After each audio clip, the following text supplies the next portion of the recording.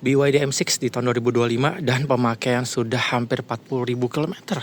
Bagaimana feel-nya dan user experience, kita langsung saja di bagian desainnya. Ya, mobil ini dari 2017 di China sudah ada, tapi memang ada penyegaran. Dan ini versi EV-nya, ada versi ICE, yaitu versi yang pakai bensin ataupun versi mungkin hybrid juga ada. Dan di sini yang masuk Indonesia versi full elektrik, jadi bagian depannya tertutup, yang bagian atasnya sini BYD, dan bawahnya dikisi juga untuk udara karena di dalamnya tetap masih ada untuk kipas pendinginnya. Ya, lampunya ini, jadi saya suka sekali lampunya ini, sangat terang di malam hari. Dia ada 3 di kiri, 3 kanan, total 6. Dia sudah proyektor dan dia oke banget terang, nggak ada masalah. Apalagi lampu tembaknya juga oke. Untuk bannya, dan bannya nggak ada komplain juga, ukurnya paling pas. Ini sebetulnya seperti bannya mobil SUV, mobilnya SRV yang awal seperti ini, ukuran 17 inch 225 55R 17, dah jadi tebelnya pas, ukurannya pas, gede, jadi mobil semakin gede semakin mantap saat dalam perjalanan jarak jauh. Dan untuk mobil ini bodinya 40.000 ya mulai kusam, dan teman-teman bisa memakai pen protection biar lebih awet. Kaca filmnya oke, Adam bisa menahan tolak panas dengan baik. Dan yang saya suka lagi di perlampuannya, di sini ada lampu malam hari. Jadi malam hari ini saat buka pintu terang, lampu sein di bagian samping. Ini untuk buka pintu, tutup pintu, tombolnya seperti ini. Di belakang untuk handle-nya juga oke. Remnya juga depan belakang cakram. Ini untuk bagian tangkinya, tapi ini tangkinya ganti dengan listrik. Jadi dia sudah yang CCS 2 sampai 100 kW. Jadi saya sudah pernah charge di yang 120, dia mentok di 94 efektifnya. Di sini desain language-nya bagus, saya bilang. Dia walaupun MPV tapi nggak membosankan. Ini untuk kuncinya tadi teman-teman bisa untuk menyalakan, mematikan, atau buka bagasi. Di sini ketekan 2 kali katanya. Apakah bisa? Oh ya, bisa. Oke, seperti ini buka bagasi. Dan lampu-lampu di belakang juga LED bagus, terang sekali. Di sini untuk menutupnya juga, untuk handle untuk tutup, tapi ini pakai elektrik jadi jangan ditarik ya. Di sini untuk lampunya entah kenapa di sini ini lampu bohlam. Jadi cuma satu di belakang ini. Row belakang nggak ada lampu, jadi agak gelap. Ketolongnya di depan lampunya cukup terang. Ini untuk bagian belakangnya luas, panjangnya ini 1 meter lebih, lebarnya juga dia 1 meter lebih di sini. Oke, nggak ada kendala. Saya bawa 3 koper ukuran full size yang gede dan 3 koper ukuran kabin muat. Tingginya pun juga oke. Dia tingginya sampai 1 meter, tapi di sini untuk bibirnya memang agak rendah. Dia ngepas di 1 meter kurang. Di bagian sini masih ada kompartemen. Ada tire repair kit. Ini untuk vestnya harus dipakai, jadi malam hari terlihat dengan jelas. Ini ada APAR untuk pemadam kebakaran, ada segitiga pengaman, ada untuk pompanya. Nggak ada ban serep. Sayang sekali. Untuk bagian seatbeltnya lengkap, kiri kanan. Di sini sudah 3 titik semua. Ada top tether untuk ISOFIX, jadi pakai bangku bayi. Pastikan pakai bangku bayi untuk teman-teman yang punya baby. Dan kita coba untuk buka bagian belakangnya, ini bisa dilipat rata semua. Jadi kita tarik, di sini ada bagian penariknya. Nah, seperti ini. Baris yang belakang ada 2, kiri kanan tergantung kebutuhan. Jadi butuh 1 atau 2 orang yang bakal duduk. Ini adjustable, bagian headrestnya bisa ditarik. Di sini bisa taruh. Saya udah pernah coba, tapi jangan terlalu tegak seperti ini ya. Agak lebih, jangan terlalu rebah seperti ini. Agak tegak, jadi muat 4, nggak masalah. Kita klik tombol ini seberapa cepat dia menutup. Agak ada bunyinya. Di sini ada lampu LED plate-nya, kamera 360 derajat. Sini ada bagian wipernya, ada bagian air keluar sini, dan high mount stop lamp. Terang sekali ini. Di belakangnya untuk bagian antena rapih. Di bagian roof railnya di sini juga dia besi loh ternyata. Tuh, keras. Tapi nggak bisa taruh apa-apa, ini hanya pajangan. Ada kaca di bagian belakang. Kita coba cek dulu. Ini dia untuk pintunya di bagian belakang, dia sudah soft touch nih, model kayu. Dia sudah all auto untuk kacanya, tapi saya kunci tadi sini belakang untuk 2 bottle holder. Speaker ada 8, jadi suaranya pun oke walaupun nggak ada merek sama sekali ya. Nah, ini levernya, jadi teman-teman bisa cek levernya di sini bagian samping ini untuk merebahkan cara rata. Di sini ada bagian untuk armrest tengahnya. Kita coba untuk misalnya untuk rata seperti ini. Untuk rata kita tarik, terus kita bagian kepalanya kita dorong ke depan. Nah, dia bisa rata seperti ini. Dan naik seperti ini agak sulit, jadi naiknya itu pakai lever yang di bagian atas. Nah, kita coba cek lagi di bagian sampingnya. Sekalian di bagian belakang lagi ada rear defogger, dan di sini tadi teman-teman untuk charging AC yang bagian atas doang nanti dipakai, dan kalau di bawah berarti dua-duanya kepake, berarti yang DC charging untuk yang fast charging yang sangat cepat. Jadi ini untuk colokan di rumah pakai yang AC pastinya, dan ini universal, bisa di beberapa mobil juga pakai colokan yang sama. Kita coba cek dulu, ini dia levernya untuk tarik ke depan. Nah, ini lebih mudah lagi, jadi tinggal kita dorong seperti ini ke bagian depannya. Dan kita coba masuk ke bagian dalamnya. Jadi posisi saya 3180, ini duduknya setengah ya, nggak sampai ke depan, nggak sampai belakang juga. Wah, ini jauh sekali, tapi kalau dimundurin mentok, saya juga sudah coba, ini yang paling mentok tadi. Kaki saya masih bisa masuk dengan baik sini, masih bisa di celahnya masuk. Tapi ya ini, saya duduknya sudah semi jongkok. Ya seperti inilah, karena di bagian belakang untuk yang anak-anak, ini masih cukup empuk. Masih bagus build quality-nya. Di sini untuk pengaturan bisa rebah atau tidak, di bagian belakangnya kita bisa atur. Ada AC, ada bagian handle tangan. Kacanya ya kecil di belakang, sayang sekali. Di sini untuk seat belt oke, nggak ada lagi, tapi charging nggak ada semua ya. Di sini untuk bagian pengait bagian seat belt biar dia rapi. Kita maju lagi ke depan, kita dorong seperti ini. Lanjut kita coba cek lagi pintunya, ini ada lampu, jadi malam hari bisa kelihatan dengan baik. Ini kita mundurin lagi. Di bagian bawah sini ada tuas, kita tarik, kita dorong ke belakang. Oke, kita coba duduk. Posisi duduk saya seperti ini. Tadi pengemudi saya seperti ini, saya duduk.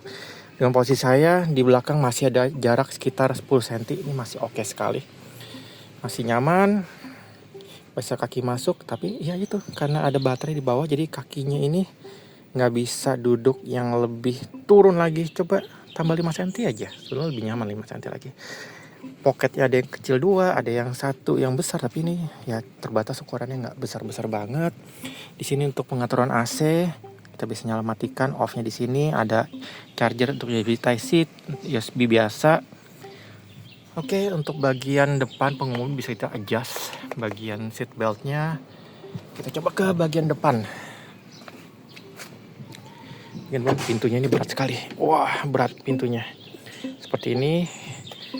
Oke, ini dia untuk kursi bagian depan ya. Tadi kita mati nyalakan untuk bagian power window. Di sini dia sudah full auto, cepet turunnya. Dan kita naikin lagi. Kita coba cek yang belakang. Kita cek apakah bisa turun maksimal. Oh, hampir maksimal, lumayan lah. Jadi ini kacanya tuh panjang sekali. Nah, ini untuk masuk di bagian dalamnya. Bagian dalamnya seperti ini, teman-teman.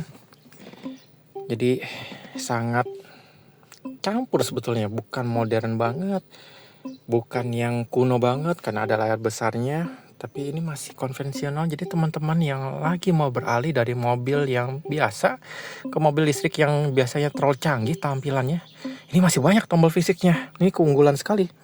Tombol fisik bertebaran di mana-mana. Ya, ini dia saat menyala. Mungkin nih chimney-nya atau suaranya saya kurang suka, bunyinya agak aneh. Jadi saat sen kiri dia seperti ini, sen kanan seperti ini. Jadi agak beda-beda. Tapi untuk klaksonnya saya suka, klaksonnya bagus, kencang. Untuk bagian pengaturan tuasnya tadi seperti ini, kliknya oke, tombol-tombolnya juga oke. Ini untuk bagian cruise controlnya sudah adaptif, bisa mengikuti mobil depan atau belakang. Ini untuk bagian volume controlnya, untuk tuas buka pintunya juga oke. Jadi satu juga, jadi teman-teman sudah dikunci pun kita masih bisa buka. Untuk di semua pintu ini pengamanan, jadi jika emergency bisa dibuka. Oke, di sini untuk pengaturan window-nya sudah auto retract juga. Di bagian samping ini juga full semua touch, tapi di sini yang soft touch, tapi sini tidak soft touch. Mungkin, tapi di negara lain ada yang soft touch, jadi beda-beda mungkin ya. Di sini tulisan Build Your Dream, jadi singkatan dari BYD. Tombol start stopnya di bagian ini. Untuk layarnya besar, kita bisa cek round view kameranya, kita bisa putar juga. Untuk bagian setirnya sudah lapis kulit, dia sudah tilt teleskopik dan jangkauan cukup oke, saya 180. Cuman ini tuh sayangnya kursinya karena bagian kakinya itu tinggi, ada baterai, jadi saya kaki agak naik. Dan yang uniknya lagi di bagian bawahnya ini, jadi untuk rem, sayang sekali rem ini tinggi sekali, jadi perpindahan dari sini ke sini transisinya agak sulit. Ya seperti inilah, mesti belajar lagi caranya. Kalau klaksonnya ya seperti ini. Nah klaksonnya bagus, oke. AC-nya juga dingin. Ini sudah ada wireless charging. Sini cuma satu di sini. Dan masih seperti mobil biasa untuk ganti. Jadi injak rem, sambil injak rem kita bisa geser. Kita pencet tombol ini, pencet terus kita geser ke belakang bawah D. Kalau ke R kita pencet ke depan R. Kita mau rem parkir atau parkir, klik tombol P. Nah untuk ke N ini yang agak tricky memang. Jadi kalau kita misalnya gini, kita geser dari D, kita geser dikit aja. Dia kadang dapat, kadang enggak, saya juga bingung tuh. Nah seperti ini. Oh ditahan dikit pelan gini, tapi jangan sampai bunyi. Di sudah N. Nah kita P aja. Di sini juga banyak tombol fisik untuk volume. Di sini memang nggak ada tombol sama sekali ya. Tapi tombol volume ada di sini. Volume kita bisa besar kecilin. Untuk sensor belakangnya, depan sayangnya nggak ada sensor. Di ini auto hold-nya. Untuk bagian AC kita nyala matikan. Di sini kita bisa front defogger untuk bagian hazard. Nah ini untuk bukan regen sih. Jadi untuk bagian apa ya? Ya regen sih memang, jadi lebih besar atau kecil. Saat kita lepas gas, dia bakal kayak efek ngerem. Jadi ngeremnya kayak berasa lebih natural atau tidak. Saya lebih pilih yang standar karena lebih natural. Kalau kayak pilih satu lagi mode yang larger, nah itu berasa kayak langsung kita lepas langsung kayak badan maju ke depan, agak aneh.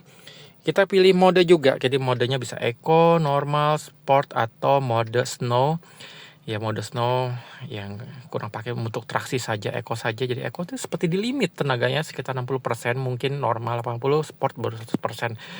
Lanjut lagi untuk di bagian ini kisah AC kita bisa buka tutup, bisa geser kiri kanan. Di sini ada 2 bottle holder. Ini buku yang didapat kalau jika beli BYD. Di sini ada buku petunjuknya, ada buku garansinya. Untuk bagian glove boxnya cukup oke, soft opening, nggak terlalu besar tapi cukup oke. Samping depan juga ada bottle holder 2. Di sini ada lampu saat mobil mati, dia akan berkedip warna merah menandakan mobil ini ada alarmnya.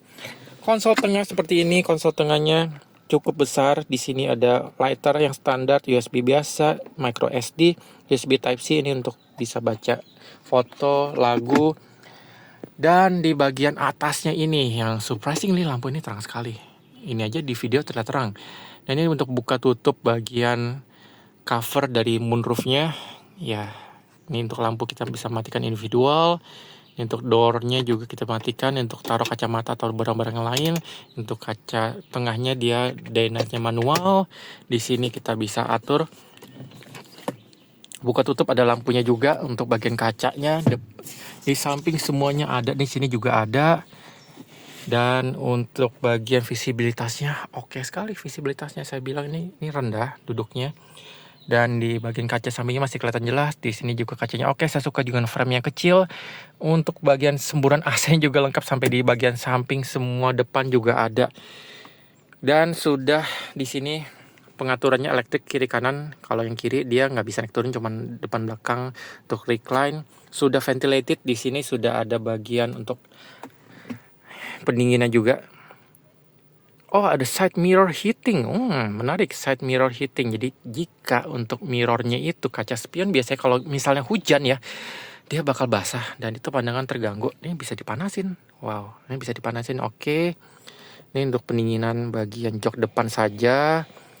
Bisa purifikasi, jadi untuk penyernihan air, udara, bukan air, air purification PM2.5. Jadi filternya ganti secara berkala biar jernih selalu, karena seperti ini aja di dalam 21 atau 59. Yang bagus tuh di bawah 10. Di sini sudah ada SIM card. Jadi bisa terkoneksi dengan aplikasi dari BYD mobil ini, statusnya bisa terbaca dengan baik. Untuk bagian lainnya di bagian perlampuannya tadi, di bagian kaki ini ada lampu juga, bisa terlihat nih ada lampu. Dan bagian kaca ini dia, kaca tengahnya wah besar sekali sampai ke penumpang baris kedua, dia sangat besar. Oke, ini juga bagian tengahnya juga empuk. Ya, seperti ini. 40.000 bannya saja yang mulai habis. Jadi bannya itu mulai habis. Oh ini tempat penyimpanan juga untuk uang receh. Ada lampu juga di bagian belakang seperti ini. Jadi bannya bagian sampingnya dia mulai habis. Oh yang ini depan yang mulai habis seperti ini. Tadi lihat belakang masih ada kembangnya nih, mulai habis 40.000, jadi lebih baik ini diganti. Ada bagian karpetnya untuk biar noise insulasi lebih baik juga. Untuk wipernya, sapuannya pun juga bagus, nggak ada kendala untuk wipernya. Ini untuk kamera ADAS-nya, ini bisa pakai tap NFC untuk buka tutup pintu. Dia mendapatkan kuncinya 2. Kita coba untuk wipernya dulu, tadi lupa saya wipernya, kita coba tes. Seperti ini wipernya. Jadi modelnya mist, jadinya bersih rata kemanapun. Dan untuk bagian MID-nya kita bisa cek seperti ini. MID-nya kita bisa lihat pemakaian kWh-nya lebih rendah, lebih baik. Ini 13,5 tadi kalau kondisi cukup macet dan pakai tol juga. Kadang kalau lewat tol malah lebih boros karena dia membutuhkan horsepower. Kalau di jalan biasa dia lebih ke arah torsi yang kepakai. Kumulatif 12,8 ya, oke lah, yang bagus sekitar 10-an. Kita geser lagi, kita bisa adjust from air volume. Di sini nggak ada error, oke. Tadi kita bisa geser. Untuk TPMS-nya, tekanannya, bannya yang paling bagus tuh 250 atau ukurannya sekitar 35. Ya, seperti ini statusnya. Dia masih jarum yang konvensional, tapi jarum konvensional ini masih bagus loh. Saya bilang nggak ada kendala sama sekali. Teman-teman, jika ada penggunaan mobil M6 yang kilometer juga udah tinggi, ada masukan ataupun review, teman-teman bisa tulis kolom komentar. Jika ada tambahan, saya bakal tulis kolom deskripsi. Terima kasih telah menonton, selalu bantu channel, tombol like, klik tombol subscribe, klik tombol lonceng, dan follow IG Facebook kami di Datang Jual Beli.